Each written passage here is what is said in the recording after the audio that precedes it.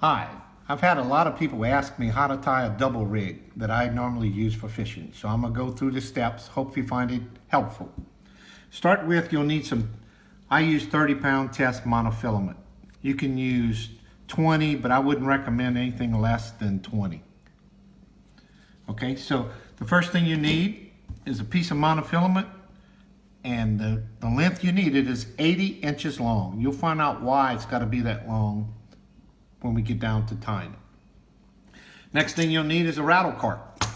This is the rattle cork I use, simple stick rattle cork. There's a lot of them come with weights on it. You don't want a rattle cork for a double rig that has a weight. If it does, and you can cut it off, cut it off. You just want a plain rattle cork, no weight. And you'll need 2 lead heads. I recommend the 1/4 ounce. 1/8 ounce is pretty hard to cast, and it doesn't make the cork sink the way it's supposed to. And then a couple of tout heads, whatever color you like. I prefer the glow-in-the-dark cock-a-hoop. Need a pair of clippers because you got to clip it short. So you take your first lead head, stick the line through the eyelet, run it through, let it hang, grab both lines with 2 fingers. The loose end, pull it a little longer, wrap it around at least 3 times. The whole loop that you started at the top, by holding it, stick the line through, hold it, pull everything down. Pull it down snug.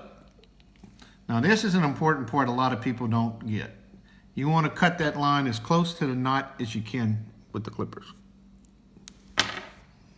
Okay, that's one way of tying the line. Here's the other way. Here's the other head. Slip it through.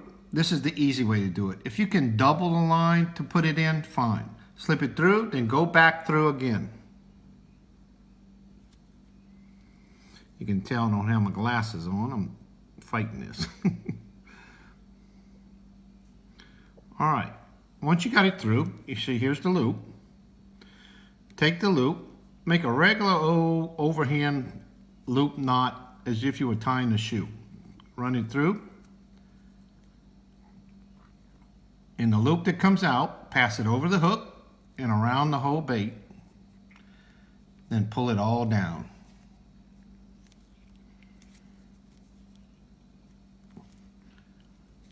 Okay? Cut off your loose end.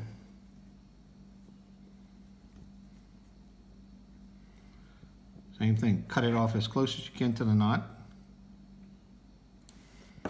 All right. Now, once you have both baits, you want to hang one bait above the other, and that's about 12, 14 inches. That's about 12 or 14 inches apart from the 2 baits.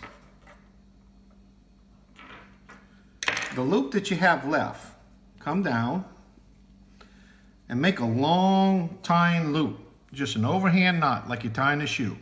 Go through the hole 1 time, 2 times, pull it down. See the long loop it's made? And I'll tell you why. Why go through 2 times? Because if you don't, this loop will slip. Now, the end you have, it's made this long so it fits over the cork, and I'll show you why. Take your cork, the loop that you made, pass it through the hole, pull it out, pass your cork through the loop, and pull it down. That's it. Now, why do I do this? It's because sometimes I'll take the cork on and off depending on how I'm fishing the baits, on the bottom or on the surface.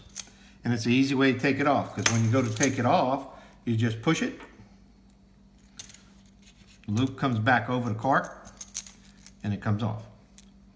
So, there again, put it through the cork,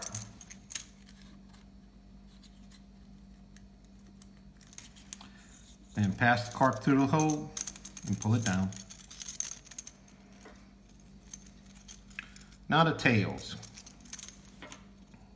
A lot of people will disagree on the way you should hook one of these, but I'll show you the way I do it, and it works the best. The belly of the tout, you see the tail is up. That's where you want the hook to come out. So start the hook, the dorsal fin's at the top. So you pass it through, come at least halfway of this length of the hook and pop it out and push it all down on the head. And it's pretty snug. When you finish, your bait should hang flat. It should not be cocked or bent like this. It should hang flat.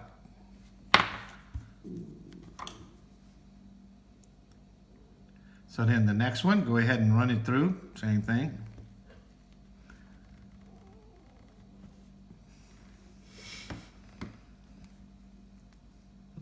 So now we have both of them. Now how do you fish it? When you're fishing this, a lot of people say, oh, I don't like to use doubles. They always knot up. They always tangle up. You'll get a couple of tangle ups if you follow this one bit of advice. When you throw it out, do not let the rod tip go down toward the surface of the water. When you throw it out, throw your bait and leave the rod tip up. And the bait should fall before the cork, thus having less flip overs of line around these little shakers here. So you'll have a lot less trouble if you throw it out that way. As soon as you let your rod tip down, the cork gets ahead of the bait and it flips over and then there's a mess. So remember, keep your rod tip up in the sky when you throw it. Once it hits the water, your bait's sitting in water like this. Pop it and it comes up and then it falls down. When it falls down, that's usually when the fish hit it. When you pop it, wait about 2 seconds before you pop it again, because normally in between those pops is when the fish is going to hit. Also, another good tip is skip it across the water a couple of pops. Short pops, and it makes it look like a shrimp is jumping away from a trout, and it makes the same noise. If you're in rough water, pop it hard. If you're in calm water, pop it just enough to make a small splash. Too much action can scare the fish away versus take them. So I hope you use this video, hope you enjoy it, and I hope it helps you catch a lot more fish. These are glow-in-the-dark cockahos, and that's just a chartreuse lead head that you can get at Walmart or any store for about $3 a pack. Enjoy your fishing and good luck. Thanks.